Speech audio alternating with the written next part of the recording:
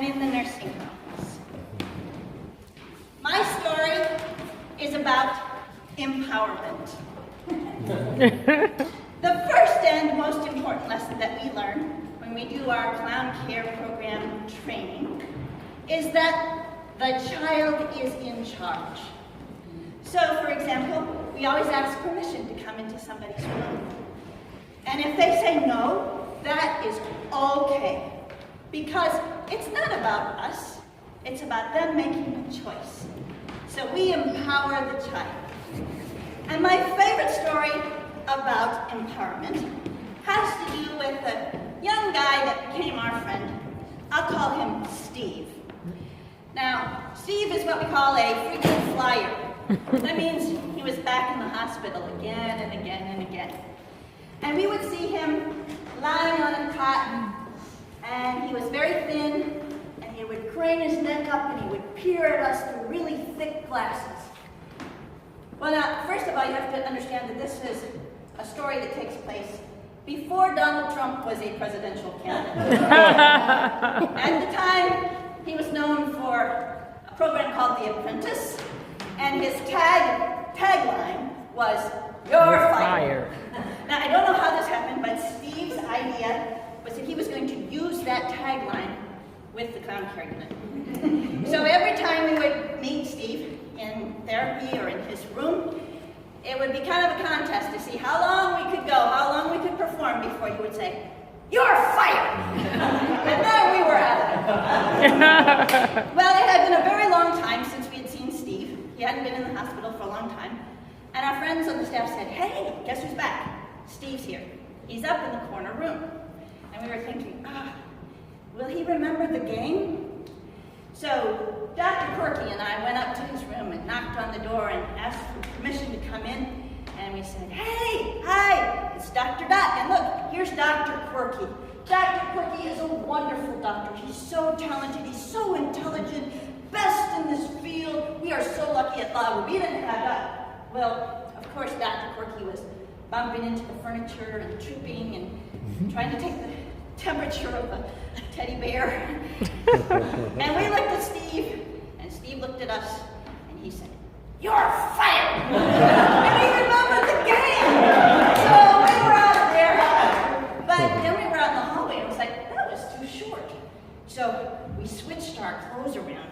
We put our coats on backwards, messed up our hair. Then we put on a German accent, and we went in and said, "Oh, guten Tag, Steve. Wir are Dr. Schmuck and Dr. Schmurky, and we are here to study you." And he looked at us and he said, "You're fired!" So then we changed again, and we went back in, and then we got fired. Well, we must have gotten fired about 6 times that day. Each time, he smiled a little bit more. It was a really good day. That's empowerment. Yay!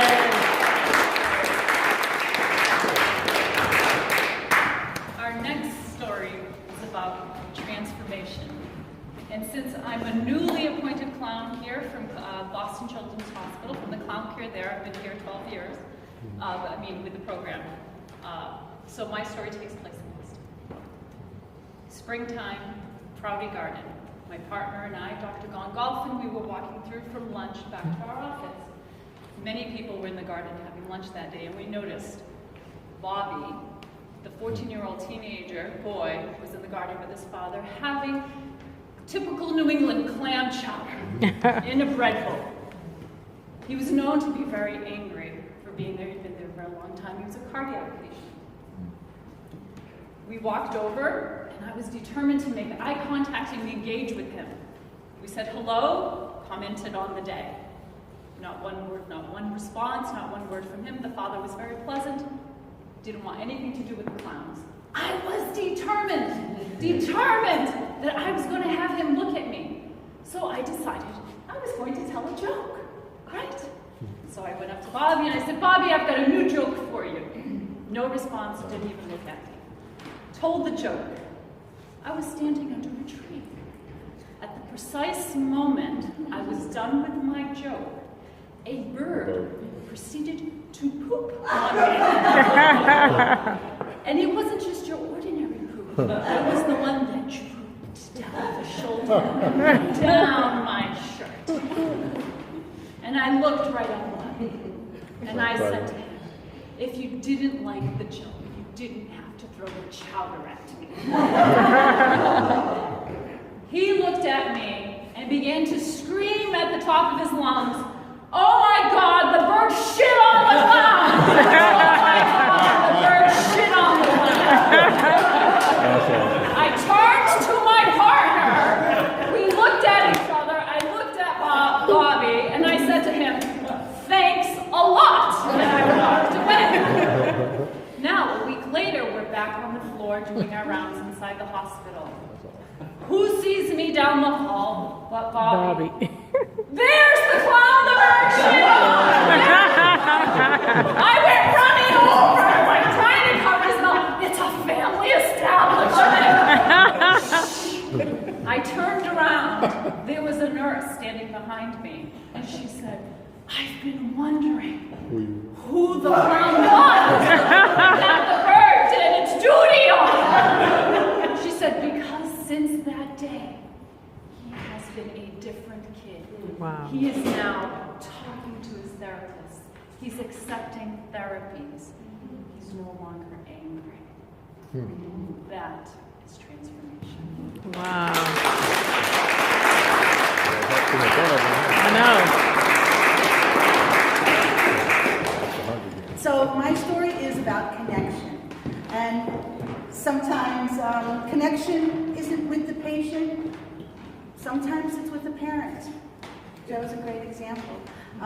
One of my favorite stories is we had a young boy we all loved, a teenager in a wheelchair, who was definitely a frequent flyer.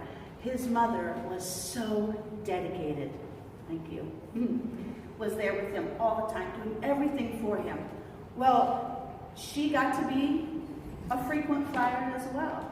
And I'm going to describe her. So she was Eastern European, solid, like myself. Only many times she wore a scarf, a headscarf of a bush gown. I'm sure she didn't think too much about, taking care of herself. It was really about her kid. And she's really strong. She would cook for people. She was just a really, really beautiful person. So she has this son that she's taking care of all the time, right? She had other kids as well. She was also, English was not her first language, and she was deaf. So there were a lot of hurdles for her. Now, once again, I don't know how it happened, but one day, I just decided we needed to arm wrestle. And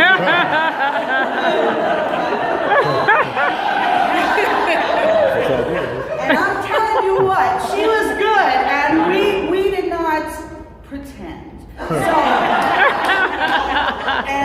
So then every time I would see her, it kind of built. Because as you know, Joe, it's so tense to be at that hospital all the time. So it got to the point where I'd be able to show up and just look at her, and she'd look at me, and we would run after each other and just wrestle like crazy women. And it did a lot for our stress. So sometimes